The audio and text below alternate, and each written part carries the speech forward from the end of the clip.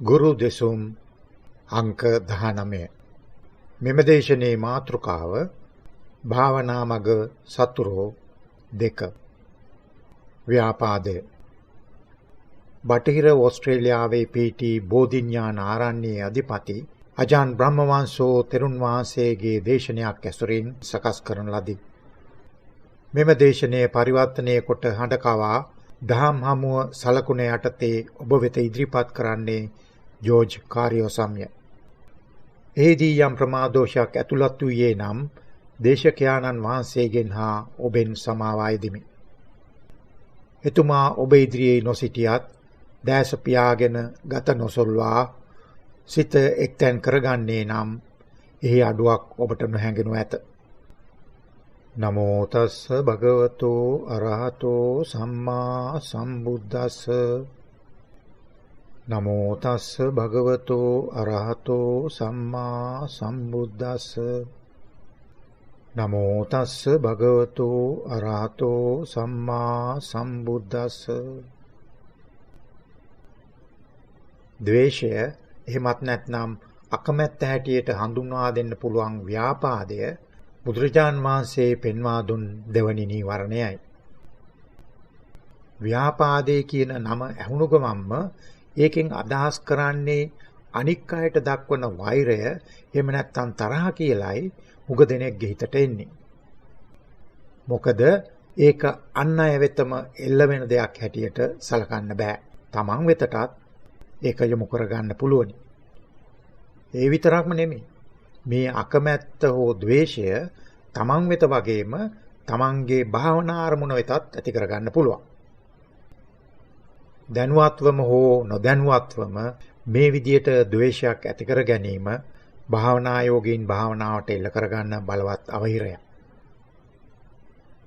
තමන් වෙත ඇති කරගන්න ද්වේෂය තමන්ගේ භාවනා අරමුණ දියුණු වෙනවා දකින්න තියෙන අකමැත්තක් හැටියටයි මතුවෙන්නේ. තමන් භාවනාවෙන් ලබන ආධ්‍යාත්මික ප්‍රීතිය සතුට විඳීමට තරම් තමා සුදුස්සෙක් නොවේ යන හැඟීමකින් ඒක තමන්ට දැනෙන්න පුළුවන්. නමුත් අපි කවුරුද වැරදි කළා නැත්තේ? ඒ වුණත් අතීතයේ තමන් අතින් වැරදි සිද්ධ වෙලා තියෙනවා නම් භාවනාවෙන් හොඳ ප්‍රතිඵල ලැබෙන්න තරම් තමන් සුද්ධවන්තයෙක් නොවේ කියලා සමහරවුන්ට හිතෙනවා. කවුද මම වගේ කෙනෙකුට සමාව දෙන්නේ? මේ වගේ තත්වයකට එන්න තරම් අනේ මං පින් කරලා නැහැ නේ කියලා තවත් සමහරව හිතනවා. තමන් පොඩි කාලේ හැදී වැඩි තියෙන පරිසරය වාතාවරණය උඩත් මේ වගේ අදහස් උදාස හිතේ තදින් කාවැදී තියෙන්නත් හේතුවක් වෙන්න පුළුවන්. සමහරව ජීවිතයේ යම් යම් වකවානුවලදී නොයෙකුත් අඩම් තීට්ටම් වලට මැදි වෙලා බොහොම අමාරුවෙන් ජීවිතයේ ගැට ගහගත් අය වෙන්න ඉඩ තියෙනවා. ඒ අයට එහෙම හිතන එක සාධාරණයි. නැති බැරි කාලේ සමහර වෙලාවට මොකක්ද ඒකේ ඇති වරද කියලා හිතලා පොඩි දේවල් හොරකම් කරලා තියෙන්න උනත් පුළුවන්. මොන හේතු තිබුණත් කාට උනත් වැරද්ද හැටියට දැකලා ඒක පිළියරන් පහු කාලයකදී යහමකට එන්න පුළුවන්කම තියෙනවා. තමන් ගැනම මතුවෙන්න පුළුවන් මේ ද්වේෂය ගැන භාවනාවේදී අපි සෝදිසියෙන් ඉන්න ඕන. භාවනාවේ ගැඹුරට යාමට ඉඩ හවුරන ලොකුම බාධකය මේක වෙන්න ඉඩ තියෙනවා. මම දන්න එක මෙහෙණින් වාසී නමක් ඇයගේ භාවනාව පිළිබඳව මා එක්ක සාකච්ඡා කරද්දී ඇය මුණ පාන ගැටලුව මෙන්න මේ හැටියට සඳහන් කළා. එතුමිය කිව්ව විදියට භාවනාවේ ඊටා ගැඹුරට යට යන්න පුළුවන් වුණත් ධානයකට සම්බන්ධින්න යට කවදාකවත් බැරි වුණා කියලා. එහෙම වෙන්නේ ධානයක දොරකඩටම ආවත් ඒට ඇතුල් වෙන්න බැරි වුණේ ඒ තරම් ප්‍රීතියක් භුක්ති විඳින්න තරම් Taman සුදුස්සෙක් නොවේ යන හැඟීම ඒ වෙලාවට මතුවන නිසායි කියලා ඈමට කිව්වා. ධානයකදී දැන්න සතුට භුක්ති විඳින්නට බැරි වුණේ තමන් කෙරෙහි ඇති කරගත් නොහොඳ නිසායි. තමා නුසුදුස්සෙක්ය යන හැඟීම ඈ තුල දෝංකාර දෙනවා. මේ අත්දැකීමම විඳපු අය තව කීප දෙනෙක් මට ඉන්පස්සෙත් මුණ ගැහිලා තියෙනවා. භාවනාවේදී මනස තැම්පත් වෙලා සාමය ගොඩනැගමින් සිතේ ප්‍රීතිය මතුවීගෙන එනකොට මෙතන මොකක් හරි වරදක් ඇතේ කියලා හැඟීමක් ඔවුන් තුළ ඇති වෙනවා. තමන්ට නිදහස් වීමට ප්‍රීතිමත් වීමට ඉඩ නොදෙන අන්දමේ බලවත් ද්වේෂයක් දැනුවත්වම හෝ නොදැනුවත්වම ඔවුන් හිතේ තහවුරු කරගෙනයි ඉන්නේ. ඊතා සියුම්ව මනසේ මතුවෙන මේ ව්‍යාපාද නීවරණය ධාන සුවේ රස විඳින්නට ඉඩ නොදෙන එකම බාධාව බව ඒ මෙහෙණින් වහන්සේ මනසෙන් තේරුම් අරගෙන හිටියා. නමුත් ඒ වගේ ප්‍රමෝදයක ආස්වාදයේ විඳීමට තමනුත් සුදුස්සෙක්ය කියලා හිත හදාගන්න යට බැරි වුණා. ඔබ ඊට නුසුදුසුද? නැහැ. ඇත්තෙන්ම නැහැ. එවන් ආස්වාදයක් විඳීමට හොඳම සුදුස්සා ඔබයි. ඒකේ ඇති වැරද්ද මොකක්ද? කාටද ඒකට විරුද්ධ වෙන්න පුළුවන්? මේ ලෝකේ මොනතරම් නීති විරෝධී ආස්වාදවල මිනිස්සු යෙදිලා ඉන්නවද? ඒවා මොන වගේවද කියලා මම නොකියුවට හිතා ගන්න පුළුවන් නේද? කොච්චර තහංචි පැනෙව්වත් ඒ රස විඳී මිනිස්සු නවත්තනවද? සමහරව ඒවා අරගන්නේ පන්සිල් පදත් එක්කම නැද්ද? අනේ අපි ඒව කරාට බොහොම පොඩියටනේ කරන්නේ කියලා සාධාරණය කරන්න හේතුත් පෙන්නනවා. සමහරක් ඒ ක්‍රියාවල අතුරුඵල හැටියට ඔබට ලැබෙන්නේ නොයෙකුත් භයානක ලෙඩ රෝග. ධාන වෙලඳ ගැනීමෙන් පැතිරෙන්න පුළුවන් කිසිම ලෙඩක් නැහැ. ධානයන්ට පිවිසීමෙන් නීතියට ඉරහිවීමක් වෙන්නේත් නැහැ. එයින් ළඟා කරගන්න හානිදායක අතුරුඵල කිසිවකුත් නැහැ. මේ ව්‍යාපාද නීවරණය මතුවෙන්නේ ධානයකට සම්බන්ධින්න ඔන්න මෙන්න තියෙද්දි විතරක් නෙමෙයි කියලා භාවනා කරගෙන යන විදිය හොඳට සෝදිසි කරලා බැලුවොත් ඔබටම පෙනේවි. සමහර වෙලාවට ඒක භාවනාවේ මුල ඉඳලාම පවතින දෙයක් වෙන්න පුළුවන්. භාවනාවේ මුල් අවදිවලදී දැනෙන ආස්වාද සුවය සුළුතරම එකක් වුණත් ඒ සුවයවත් නොවිඳීමෙන් භාවනාව අමාරු කරගන්න එක ඔබ අතින් නොදැනුවත්වම වගේ වෙන්න ඉඩ තියෙනවා. තමන් එක්ක ඇති කරගත්තු තරහක් පිරිමහා ගන්න හිතේ තියාගෙන හිතාමතාම ශරීරයට වද දෙන්න හරි තමන්ගේ හිත සාමයටපත් වෙනවා දකින්න අකමැත්තක් ඔබ ඇති කරගත්තා වෙන්න පුළුවන්. එතෙන්දිත් ඔබ කරන්නේ සනසිලිදායක සුවයක් රස විඳින්නවත් ප්‍රමෝදයටපත් වෙන්නවත් නිදහසේ සුව විඳින්නවත් තමන් නුසුදුසිය කියලා ඔබ හිතනවා. ඒක ඇති වෙන්නේ හදවතේ තදින් කාවැදිලා තියෙන තමන් වැරදිකාරයෙක් කියන හැඟීම මුල් කරගෙන සතුටක් විඳීමට තරම් සුදුස්සෙකු නොවේය කියන හැඟීම මතු කර ගැනීම නිසාමයි. වැරදිකාර හැඟීම හැමතිස්සෙම මතු කරන්නේ මේ වගේ අදහස්. වැරදිකාරයෙක් යන සිතවිල්ලත් එක්කව මතුවෙන්නේ තමන් ඒකට යම් කිසි දඬුවමක් විඳිය යුතුය කියන සිතවිල්ල. උසාවියේදී කෙනෙක් වැරදිකරුවෙක් හැටියට නඩුකාරයා ගන්න තීරණයත් එක්කම ඊට සුදුසු දඬුවමක් පැවරීමේ වගකීම පැවරිලා තියෙන්නේත් ඔහුටමයි. වරදයි දඬුවමයි ඒකාබද්ධ දෙයක් හැටියටයි හැම සංස්කෘතියකම වගේ උගන්වන්නේ. ඒ අදහස අපේ සිත් සතන් තුළ තදින් කාවැදිලායි තියෙන්නේ. වැරද්දක හැඟීමක් හිතේ මතුවෙච්ච ගමන්ම අපි හදන්නේ ඊට සුදුසු දඬුවම මොකද්ද කියලා හොයලා බලන්න. නිදහස සීමා කරන්න, සතුටු වෙන්න තියෙන අවස්ථා නැති කරන්න නේද අපි ඉක්මන් වෙන්නේ. අපි දරුවන් හැටියට අම්මලා තාත්තලා අපිට කරේ ඒක. දැන් අපි අම්මලා තාත්තලා හැටියට අපේ දරුවන්ට අපි කරන්නේත් ඒකමයි. ඒක වැරදිමයි කියනවා නෙමෙයි. නමුත් මෙතන දැන් වෙලා තියෙන්නේ අපි අම්මලා තාත්තලා හැටියට අපි අපිටම කරගන්නෙත් ඒකමයි. ඒ පුරුද්ද අපෙන් ගිහිල්ලා නැහැ. දඬුවම් පමුණවා ගන්නේ අපිමයි. අපි හුරු වෙලා තියෙන්නේ තව තවත් දඬුවම් සොයන්නයි. මේ වගේ පිස්සුවක් තවත් තියෙනවද? අපි විහිම්ම අපේ සුබසිත සලසා ගන්න ඕනි. ව්‍යාපාදය තමන් නොදැනුවත්වම භාවනාව කෙරෙහි තදින් බලපාන නීවරණයක් විය හැකියි. මේක අයින් කරගන්න අපි කරන්න ඕනේ මෛත්‍රී සාගත සිතවිලි දියුණු කර ගැනීමයි. සාමය අත්විඳින්න ඔබටත් සුදුසුකම් තියෙනවා. එය ඇති කරගන්න ඔබටත් අවස්ථාවක් දෙන්න. ඒකට මෙන්න මෙහෙම Tamanටම කියාගන්න. ඔන්න මගේ හදවතේ දොර මුළුමනින්ම මා වෙනුවෙන් විවෘත කළා. ප්‍රීති වීමට දැන් අවසර තියෙනවා. එයට ඉඩ දෙන්න. මා එක්ක සුහදශීලී මිත්‍රශීලී බවක් මම ඇති කරගන්නවා. සනසීමෙන් සාමයෙන් මගේ හද පිරී ඉතිරී යන්න. භාවනාවේදී මගේ සිත ප්‍රීතිමත් වේවා. සනසීම මා වෙත ළඟා වේවා. මා සතුටු සිත් ඇත්තෙක් වෙම්වා. Tamanටත් සතුටු වීමට ඉඩ හරින්න. තමන් වෙත මෙහෙම යොමු කරගන්න හොඳ හිත මෛත්‍රිය මිස වෙන දෙයක් නෙමෙයි. තමන්ට දයාවක් ආදරයක් දක්ව ගන්න ඔබට අපහසුයක් දැනෙනවා නම් ඒ ගැන ප්‍රශ්න කරන්න. යම් කිසි දඬුවමක් බලාපොරොත්තුෙන් ඔබ හැසිරෙන්නේ යටිහිතේ තදින් කාවැදී ඇති අතීතයේ තමාතින් සිදුවී ඇති යම් කිසි අකටයුත්තකට සමාව දී ගන්න බැරිවයි.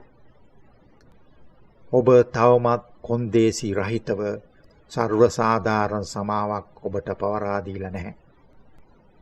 කවුරු හරි ඔබට අසාධාරණයක් කරලා තියෙනවා නම් ඒක අමතක කරන්න කියලායි බුදුරජාන් වහන්සේ අපිට උගන්වලා තියෙන්නේ. අහවලා මට බැන්න, මට විරුද්ධව කේලම් කිව්වා, මට හිරිහැර කළා, මට ගැහුවා, මාව නොසලකා හැරියා වගේ දේවල් හිතේ කැකෑරෙන තාක්කල් අපිට සැනසීමක් සතුටක් නොලබන බව අපි ඉගෙනගෙන තියෙනවා. කොපමණ කාලයක් ඔබ ඊට ගොදුරු වෙලා හිටියත් ඒ දේවල් මොනතරම් අසාධාරණ වුණත් කොයිතරම් ක්‍රූර වුණත් එවැනි අතවරයකට ඔබට මුහුණ දීමට සිදුවීම කිසිසේත්ම සිදු නොවිය යුත්තක් වුණත් ඒකට කමක් නැහැ. ඒවා ඒ විදියට සිද්ධ වෙලා තිබුණත් කිසි පැකිලීමක් නැතුව හිතේ කිසිම කිලිටක් ඉතුරු කර නොගෙන සහ මුලින්ම සමාව දෙන්න ඔබට හැකියාවක් තියෙනවා.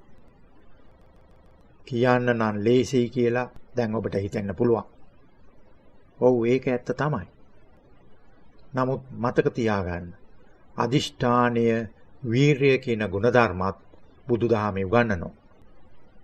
අපි ඒව ඕනතරම් අහලා කියවලා තියෙනවා. ඕන් ඔය දැන් තියෙන්නේ ඒක උරගා බලන්න අවස්ථාවක්. ඔබ ඒවා දියුණු කර ගැනීමේ යෙදිලා මේ වගේ අවස්ථාවලදී ඔබේ හැකියාව පරීක්ෂා කරලා බලන්න ඕනේ. ඒකයි මාර්ගයේ ඉදිරියට යාම කියන්නේ. බුදුදහම තියෙන්නේ ඇසූ පිරූ තැන් ඇත්තෙක් වීමට නෙවෙයි. පුහුණුව තුලින්ම පමණක් ඉදිරියට යා හැකි මගක් බුදුදහම පෙන්ලා දෙන්නේ. හුඟ වෙලාවට අපේ සමාජයේ බොහෝ අය කියන්නේ විශේෂයෙන් දැන් සමාජ ජාලවල නිතරම දකින්න ලැබෙන්නේ සමාව දීමට බැරි දේවල් අප අතර තියෙන බවට ඉඟිකිරීමක්. හුඟ දෙනෙක් ඒ වගේ අදහස් පරම සත්‍ය හැටියට පෙන්ලා දෙන්න වලිකන. තියෙන සුළු නුවණින් හරි ඒ කියමන් විමසලා බලන්නෙම නැතුව ඒවා හිස්මුදුනින් පිළිගන්න කොටසකුත් ඉන්නවා. ඒ නම් බුදුදහම නෙමෙයි. බුදුදහමට අනුව නම් ඔබට සමාව දිය නොහැකි කිසිම දෙයක් නැහැ. කිසිසේත්ම නැහැ. ඔබත් අහලා ඇති අවුරුදු කීපයකට උඩදී මන්ද බුද්ධිකයෙක් ස්කොට්ලන්තයේ ලදරු පාසලකට ඇතුල් වෙලා නිරපරාධයේ කුඩා ළමයි හුඟ දෙනෙක් වෙඩි තියලා මරලා දැම්මා. ඩන්බ්ලේන් නගරයේ සිදුවුණු මේ ඝාතනයෙන් මිය ගිය අය වෙනුවෙන් පැවැත් වූ ආගමික තේමාවේදී එහි ප්‍රධානත්වය දරූ එක්තරා සුප්‍රසිද්ධ දේවගතිවරයෙක් දෙවියන්ගෙන් අයද සිටියේ අහෝ දෙවියනි මේ පුද්ගලයාට නම් සමාව නොදෙනු මැනවි යනුවෙන්. ඔහු තර්ක කර හිටියේ සමාව දෙන්න බැරි දේවල් අප අතර තියෙන බවයි. මේ ඉන් එකක් බව ඔහු කියා හිටියා. දරුණු ඛේදවාචකයකට මුහුණ දීලා ඉතා දරුණු ලෙස කම්පාවට පත් වෙලා සිටි ජනකායකගේ සිත් සතන් සෝපත් කරන්න සමාව දීමේ අගය පෙන්වා දෙන්න ආගමික නායකයෙකුට නොහැකි වීම ගැන ඇහුවාම මගේ හදවත කම්පා වුණා. මේ වෙනත් ආගමකට පහර ගැනීමක් නෙමෙයි. උදාහරණයක් හැටියට ගත්ත විතරයි. මේ වගේ නායකයෝයි කියාගන්න අය අපේ හැම ආගමකම ඉන්නවා. බුදුදහමට අනුව නම් සමාව දීමට නොහැකි යමක් මේ මෙහි පිට නැහැ. සුවපත් වීම උදාවන්නේ සමාව දීම තුලින්. ඉදිරි ගමනට මඟ හෙළි කර දෙන්නේ සමාවයි. අනුන්ට සමාව දීම වගේම Tamanටත් සමාවක් දී ගන්න කෙනෙකුට අමාරුකමක් දැනෙනවා නම් ඒ අය තුල තදින් මුල් බැසගත් වැරදි ආකල්පයක් ඇති බව මගේ අදහසයි. ඒක තමන්ගේ හිතේ ගැඹුරින් කිදා බැසගත් ව්‍යාකූල ප්‍රශ්නයක් වෙන්න පිළිවෙන. සමහර වෙලාවට ඇත්තටම ඒක මොකක්ද කියලාවත් හරියට හිතා ගන්නවත් ඔබට බැරි වෙන්න පුළුවන්. ඒ තමන්ට සමාව දී ගන්න බැරියයි කියලා හිතන సంతානයේ තදින් පළපදියම් වූ විහිං වර්ධපටවා ගන්නා යම් දෙයක් හදවතේ කැවෙමින් තියෙනවා. ඒක මොකක්ද කියලා ඔබට නිශ්චිතවම කියා ගන්න බැරි වුණත් සතුටු වීමට, නිදහස් වීමට, ධ්‍යාන සුවය විඳීමට, සත්‍ය අවබෝධය කරා යාමට ඉඩ නොදෙන්නේ තවමත් ඔබට හිතා ගන්න බැරි යම්කිසි හේතුවක් නිසායි. තමන් වෙත පාන කරුණාව ඔබේ භාවනා කටයුතු සාර්ථක නොවීමට හේතුවක් විය හැකියි. ඒක ඇත්තක්ද? එහෙමනම් ඒක සාධාරණද කියලා ටිකක් සෝදිසි කරලා බලන්න. ඊළඟ භාවනා වාරයේදී මම කලින් කියපු විදියට මෛත්‍රිය තමන් වෙත පතුරවා ගන්න උත්සාහ කරන්න. මෛත්‍රිය වඩන්න වෙනත් වෙලාවක් එනකන් බලා ඉන්න එපා. සමහර වෙලාවට මම භාවනා මුලුවක ආරම්භයේදීම මෛත්‍රී භාවනාව වඩන්න කියලා මම භාවනා යෝගින්ව උනන්දු කරවන්නේ හුඟ දෙනෙක් ඒක ඇති බරපතලකම සුළු කොට හිතන්න පුරුදු වෙලා ඉන්න නිසා. මම ආයිත් මතක් කරන්නේ තමා වෙත ඇති කරගන්නා ව්‍යාපාදය භාවනාවේ දියුණුවට ලොකු බාධාවක් වෙන බවයි. තමන් කොච්චර වැරදි කළා තිබුණත් මුළුමනින්ම තමන්ට සමාව පිරිනමාගෙන අනුන් අතින් තමන්ට කොච්චර වැරදි සිද්ධ වෙලා තිබුණත් ඒගොල්ලොන්ටත් තමන්ගේ සමාව පිරිනමලා හිතේ ඇති කහට මකාගෙන මෛත්‍රී සහගත සිතුවිලි ඇති කරගන්න. අතීතයේ තමන්ට සිදුවලා තියෙන නොහොඳ මොක වුණා තමන්ගේ හිතකය වචනයෙන් ඇති කරගෙන ඇති වැරදි කොයි ආකාරයේව වුණත් ඒක පාර්ශිකව සම්පූර්ණ සමාවක් පිරිනමන්න උත්සාහ ගන්න. කොයිතරම් දුරට ඔබ මේ විදියට අතීත වැරදි අත්හැර දාන්න ඕනද? තමන් වැරදිකාරයෙක් කියන හැඟීම ඉවත දාන්න ඕනද කියලා කියනවනම් තමන්ගේ හදවතේ ඊටා උණුසුම් ප්‍රබෝධමත් හැඟීමක් මතුවෙන තෙක් ඔබ එය කළ යුතුයි. තමන්ට සතුටු වෙන්න ඉඩ දෙන්න. සාමය සැනසීම ලං කරගන්න. මේ ආකාරයට ඔබ සකස් කරගන්නේ මොනියම් ආකාරයක හරි ප්‍රීතිසහගත වින්දනයක් හිතේ මතුවනාම බය නැතුව ඊට මුහුණ දෙන්න ඇති හැකියාවක්. ඊට පස්සේ ඔබ හිතාමතාම ඒව නවත්ත ගන්න කරන උත්සාහය නතර කරනවා. ප්‍රීතියේ ගිලෙමින් ඒවා තවදුරටත් දියුණු කරගන්නයින් පස්සේ ඔබ කටයුතු කරන්න. මේ විදියට ව්‍යාපාදයෙන් අත්මිදිලා ඉන් ඔබට යන්න නිදහස ලබා ගන්න මනස ඉන් පිටතට නොගින් එතුළම ඇලී ගැලී ඉන්න ශක්තියක් උපදවා ගන්නවා. දැන් අපි භාවනා අරමුණ කෙරෙහි ඇති කර ගන්න අකමැත්ත ගැන අපේ අවධානය යොමු කරමු.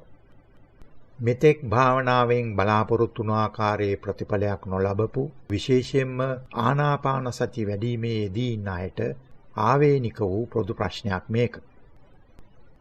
මම මෙතෙන්දී මෙතෙක් කියලා කිව්වේ වැඩි කාලයක් ගත නොවි අනිවාර්යයෙන්ම අපි හැම දිනෙකටම භාවනාවෙන් හොඳ ප්‍රතිඵල ලබා ගන්න පුළුවන් වෙන නිසායි. නිරන්තරයෙන්ම වගේ භාවනාව වැනි යහපත් කටයුතු සාර්ථක වීම සබාධමේ අසිරියක්. නමුත් අපි සමහරෙකුට එයින් ඉක්මන් ප්‍රතිඵල නොලැබෙන බව අපට පිළිගන්න වෙනවා. ඒ හින්දා මේ වගේ අවස්ථාවලදී භාවනාව කෙරෙහි හෝ භාවනා අරමුණ කෙරෙහි අසතුටක් ඇතිවීම ඒ තරම් පුදුම වෙන කාරණයක් නෙමෙයි. සමහර වෙලාවට භාවනා කරමින් ඉන්නකොට මෙහෙම හිතෙනවා. කෝතාම හරියන පාටක් නැහෙනි. මොන කර්මයක්ද මේ? දැන් නම් මට ඇති වෙලා තියෙන්නේ. අනිත් අය කරන නිසා මාත් ඔහේ එල්ලීගෙන ඉන්නවා. ඒ වගේ අසතුටු සිත් ඇති කරගෙන භාවනා කරනකොට හොඳ ප්‍රතිඵල ලැබෙවිද? සමහර වෙලාවට මෙහෙමත් හිතනවා. හොඳ බෞද්ධයෙක් නම් භාවනා කළ යුතුම නේද? භාවනා කරන්නේ නැත්නම් බෞද්ධ කමෙන් ඇති වැඩේ මොකක්ද? එහෙම හිතලා කරන්නම් වාලේ හැඟීමකින් තොරව භාවනාවේ යෙදුනොත් ඉන් නිසි ප්‍රතිඵල නොලැබෙන බව කියන්න ඕනේද? එහෙම අය භාවනාවට ඉඳගන්නේ බාධකයක් ඉදිරිපිටින් තියාගෙනයි. භාවනාව ඇරෙන්න වෙනත් හිත්ගත් දෙයක් මට නම් ඇත්තේම නැහැ. මම ඒ තරමටම භාවනාවට ලැබි. මට මතකයි වරක් මම භාවනා මුලක් පවත්වන්න පටන් ගන්න ලෑස්ති වෙද්දී ඊට සහභාගී වුණු අනෙක් හාමුදුරුවන්ට මම කිව්වේ මොනතරම් දෙයක්ද? තවත් භාවනා මුලක්. මීට වඩා තවත් මොනවද? ඇත්තටම මම ගොඩනැගිල්ලට ඇතුල් වුණේ කියන්න බැරි තරම් සතුටකින්. පහවදා උදේ නැගිට්ට ගමන් මට එකපාරටම මතක් වුණේ මම ඉන්නේ භාවනා මුලක නේද? මට අද දවසම භාවනා කරන්න පුළුවන්. මොනතරම් දෙයක්ද? අනෙක් වැඩ රාජකාරී මුකුත්ම නැහැ. මම නිදහස්. හැම වෙලේම මම භාවනාවට දක්වන්න යන්නේ හිම ආකල්පයක්. ඊට දක්වන අසීමිත ලැබියාව නිසා ඒක මම ඇති කරගෙන තියෙන්නේ පුදුමාකාර ලෙන්ගතුකම. කොයිම වෙලාවකවත් නාම මාත්‍රයක අනාදරයක් භාවනාව ගැන මගේ හිතේ ඇති වෙන්නෙම නැහැ. කොච්චර භාවනා කළත් මට ඒන් වෙහසක් දැනෙන්නේ නැහැ. කොටින්ම කියනවා නම් මම දැන් ඒකට ඇබ්බැහි වෙලා.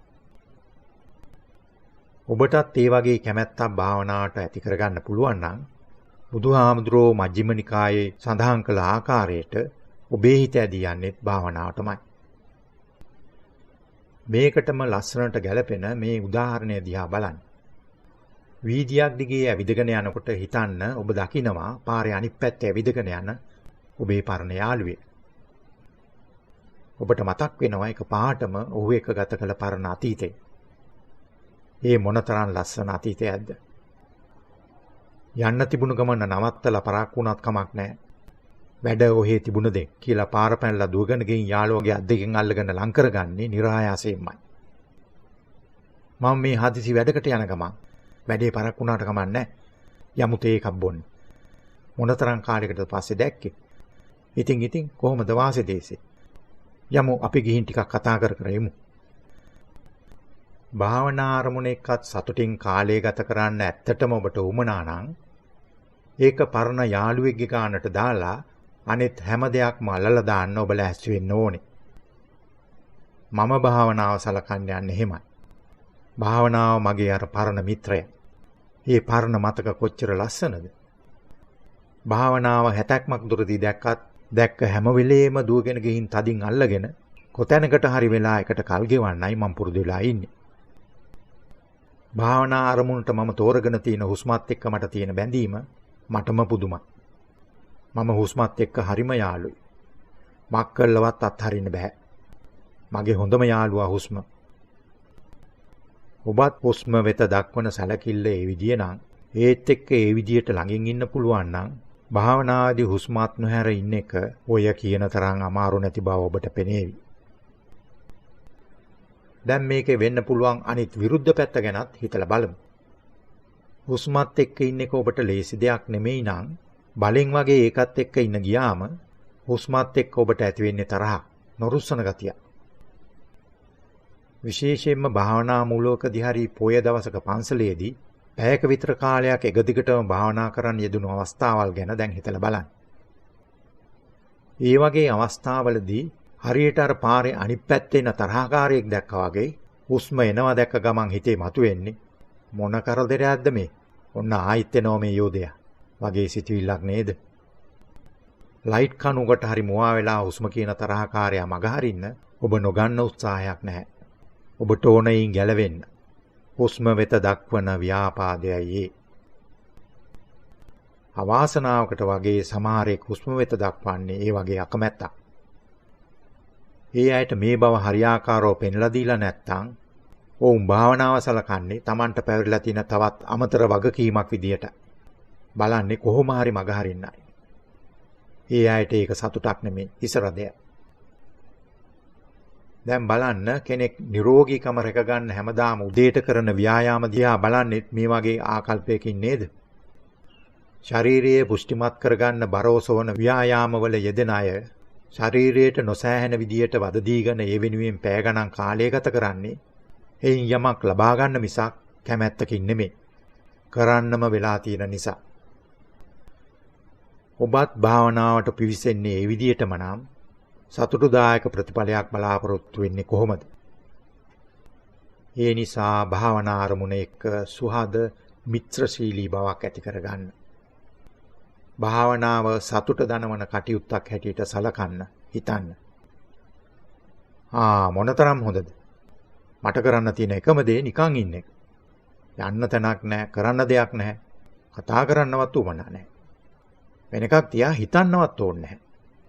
වාඩි වෙලා ඉඳගෙන පරණ යාළුවා හුස්ම එක්ක ඉන්න එක විතරයි තියෙන්නේ. ඔබට එහෙම හිතන්න පුළුවන් නම් හුස්ම එක්ක ඇති කරගෙන තියෙන ව්‍යාපාදයේ හිතෙන් ඉවත් වෙලා යනවා. ඒ වෙනුවට ඔබ දියුණු කරගන්නේ හුස්ම වෙත ලයාන්විත හැඟීමක්. භාවනාවෙන් හොඳ ප්‍රතිඵල ලබා ගන්න මම හිත උනන්දු කරවන්න යොදා ගන්නවා මේ වගේ තවත් උපායක්. හුස්ම ඔබේ අලුත උපන් දුව හෝ පුතා හැටියට හිතාගත්තාම සාප්පුවකට ගියාම ඔබේ දරුවා අමතක වීමෙන් එතන දාලා යනවද? පාර තොටේ ඇවිදගෙන යනකොට නොදැනුවත්වම දරුවා ඔබේ අතින් ගිලී බිමට වැටෙයිද? දරුවා නොපෙනෙන තැනකට වෙලා ඔබට ඉන්න පුළුවන්ද? කොතැනකදී හරි ඔබට අමතක වීමෙන් දරුවා මගහැරෙයිද? එයාව අත්හැර දාලා වෙන තැනකට යන්න පුළුවන්ද? හුස්ම ගැනත් ඒ විදියට ඔබට හිතන්න පුළුවන් නම් හුස්ම වෙත අවධානය රඳවාගෙන ඉන්න ඇයි ඔබට ඔය තරම් අමාරු? මේන් නැවතත් මම ඔබට පෙන්ලා දෙන්නේ හුස්ම වෙත ඔබේ ආදරයක් ඇති නොවීම ඊට හේතුව බවයි. ඔබ එයින් සෑහීමකටපත් වෙන්නේ නැහැ. ඒ ඔබට සතුටක් ගෙන දෙන්නේ නැහැ. ඒකේ ඇති වටිනාකම ඔබට වැටහෙන්නේ නැහැ. ඔබේම දරුවා වගේ හරි මෙතෙක් දරුවෙක් නොලත් කෙනෙක් වගේ හරි ඔබ හුස්ම අගේ කොට සලකනවා නම් Tamanට ඊටමත් සමීප ළඟින් ඉන්න ඒ වගේ දෙයක් ඔබ ලේසියෙන් අත්හැර දමාවිද? වැළහී යන්න ඉඩ අරීවිද? ඒ ඈත් එක්කම ඉන්න උත්සාහ ගන්නව වගේම හැම වෙලේම ළඟපාතක ඉන්නවද කියලා ඔබ සෝදිසිනුයි ඉන්නේ. හුස්මට ඔබ ආදරය කරනව නම් කොහොමවත් ඔබ එයින් ඈත් වෙන්නේ නැහැ. නමුත් ඔබ ඊට දක්වන්නේ අකමැත්තක් නම් ලේසියෙන් මේක අමතක කරලා දාලා වෙනතක යන හින්දා ඒක මගහැරෙනවා. ඒට දක්වන අකමැත්ත නිසා ඒ මගහැරිලා ගියත් ඔබ ඒ ගැන සොයන්නේ නැහැ. ඔබ කිසි ගාණක් නැතුව යාලේ යන්නේ ඒ නිසා. භාවනාවේදී සමාධිය පිරීලා යන්නේ මේ විදිහටමයි. ඔබ යෙදී සිටින කටයුත්තට සැලකිල්ලක් ආදරයක් නොදැක්වීම ඊට මූලික හේතුවයි. සාරාංශ වශයෙන් කිව්වොත් මෙන්න මේ කරුණයි දැන් අපි පෙන්ලා දුන්නේ. ව්‍යාපාදය භාවනාවට බාධාවක්. එය ප්‍රහීන කරගන්න නම් මෛත්‍රියෙන් යුතුව ඔබ වෙත වගේම අන් අය වෙතත් දයාවත් කරුණාවක් දක්වන්න ඕන. භාවනා අරමුණ ආදරයෙන් හොඳින් රැක බලා ගන්න. භාවනා වෙත හොඳ හිත පතුරවමින් එය සුහදව පිළිගන්න. එයින් තෘප්තිමත් වන්න. හුස්ම සමග මිත්‍රත්වයක් ඇති කරගන්න. එය ලදරුවෙක් හැටියට සලකන්න. තමන් ඊටමත් සිඟිති සුකුමල ලදරුවෙකුට දක්වන අන්දමේ ආදරයකින් මොනතරම් කාලයක් ඒ වෙනුවෙන් ගත කළත් එයින් සෑහීමකටපත් නොවන අන්දමේ සෙනාසකින් හුස්ම රැක බලා ගන්න. දයාබර දෙමාපියන් තමාගේ ලදරුවා ළඟ ගැවසෙනවා වගේම ඔබත් හුස්ම එක්ක රැඳී ඉඳීම අවශ්‍ය බව හිතට ගන්න. ඔබ හුස්ම ගැන සැලකිලිමත්ව සැලකිල්ලෙන් ඉන්නවා නම් හුස්ම ඔබේ ග්‍රහණයෙන් ගිලී යන්නේ නැහැ. නිහඬතාවයේ වෙතත් ඔබේ ආදරය දක්වන්න. ඒ වගේම මේ මොහොතටත් ඒ ආකාරයටම සලකන්න අමතක කරන්න එපා. ඔබේ මනසේ නවාතන් අරගෙන ඉන්න නිහඬතාවය මේ මොහොත කියන මිත්‍රයින් දෙදෙනා ගැනත් හොඳින් සොයා බලන්න. භාවනාමය අරමුණ ලෙස සලකන ඒවා කෙරෙහි ව්‍යාපාදයේ ඇතිවීම මේ විදිහට වළක්වා ගන්න පුළුවන්. අරමුණ වෙත මෛත්‍රී සහගත සිතක් ඇති කරගත්තාම ඒක ආරක්ෂා කරගන්න ඒ තරම් මහන්සි වෙන්න ඕනේ නැහැ. තමන්ගේ අරමුණ වෙත දැක්විය යුතු ආදරය කොයිතරම්ද කියනවනම් ඒක ඉන්න එක සිද්ධ වෙන්න ඕන નિરાයාසයෙන්මයි. දෙවැනි බාධකයේ ව්‍යාපාදය මෙන්න මේ විදිහට තුන් ආකාරයකින් මතුවෙන්න පුළුවන් බව මතක තියාගන්න. වෙනත් අයෙකු කෙරෙහි ඇතිවෙන තරහ හෝ අකමැත්ත හැටියට ඒක මතුවේ හැකියි. බොහොම වෙලාවට ඒක තමන් වෙතම එල්ල කරගන්නත් ඉඩ තියෙනවා. භාවනා අරමුණ වෙත දක්වන අකමැත්ත හැටියටත් ඒක මතුවෙන්න පුළුවන්. මේ ඔක්කොමඩ පවත්වගෙන භාවනාවේ ඉදිරියට යන්න නම් අපිට මෛත්‍රී සහගත සිතුවිලි වැඩි වැඩියෙන් දියුණු කරගන්න වෙනවා. ඔබ සුවපත් වේවා. දහම් හමුව හැර අනෙකුත් වෙබ් අඩවි හා සමාජ ජාල ඔස්සේ ධර්ම ප්‍රචාරය යන මුවාවෙන් මෙම දේශන අනවසරයෙන් කොපිකොට වෙනත් මුහුණුවරකින් නොයෙකුත් ලාභ ප්‍රයෝජන තකා නොමිලයේ හෝ මුදලට ඔබ වෙත ඉදිරිපත් කරන්නේ වංචාසහගතවය. මෙම සේවයට දක්වන ගෞරවයක් ලෙස එවැනි වංචනකින් හට සහයෝගය නොදක්වන මෙන් කරුණාවෙන් ඉල්ලා සිටිමි.